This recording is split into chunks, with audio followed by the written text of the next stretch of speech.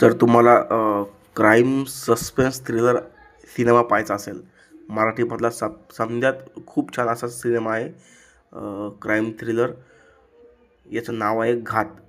एकदम dark silent picture आहे. Dark silent crime थ्रिलरमध्ये याच्यामध्ये स्टारकास्ट जितेंद्र जोशी, मिलिंद शिंदे, धनंजय मांडवकर आणि सुरुची आडारकर. नक्षलवादीवर हा पिक्चर आहे. पूर्ण जंगलामध्ये शूट केलेला पिक्चर आहे. खूप छान पिक्चर आहे आणि एक रिअलिस्टिक अप्रोच घेऊन पिक्चर केलेला आहे. याचा याचा मुख्य विषय आहे भारतातील नक्षल प्रभावित क्षेत्रातील पोलीस अधिकारी नागपुरे आणि नक्षलवादी रघुनाथ आणि यांचा बदला घेण्याचा प्रयत्न करणारे एक माजी नक्षलवादी फाल्गुन यांच्या जीवनावर एक चित्रपट आहे.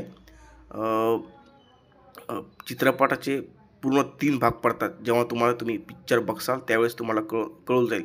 जमीन, जल आणि जंगल हे 3 विभाग केला आहे. त्यामुळे थोडासा एक पिक्चर बघता वेळेस तुम्ही गोंधळू शकता की हे मागं पुढं का बरं चाललं आहे. त्यामुळं मग तुम्ही थोडेसे गोंधळू पण या गोष्टीमुळं या पिक्चरची पकड खूप छान होते. खूप एकदम तुम्ही बघताना जेव्हा तुम्हाला एक लास्टला एकदम थोडासा सस्पेन्स तुम्हाला जसं त्या सस्पेन्सचा उलगडा होत जाईल तसं तुम्हाला अजून मजा येईल.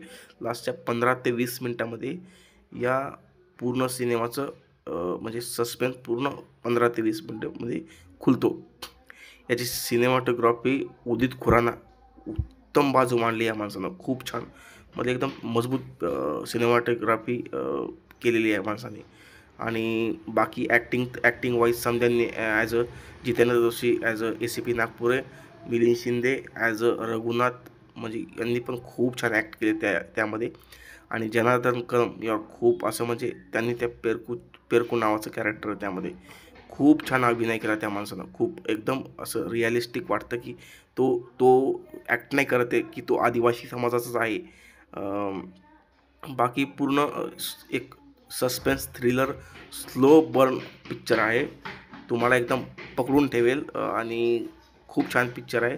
तुम्ही जेव्हा बघसाल तेव्हा असं थोडंसं गोंधळून जातान की त्या 3 भागामध्ये थोडासा मागं पुढं सिनेमा होतो. त्यावेळेस गोंधळून जातान मात्र पण एक खूप छान चित्रपट तुम्हाला एक अनुभवायला भेटेल. आणि थँक्यू.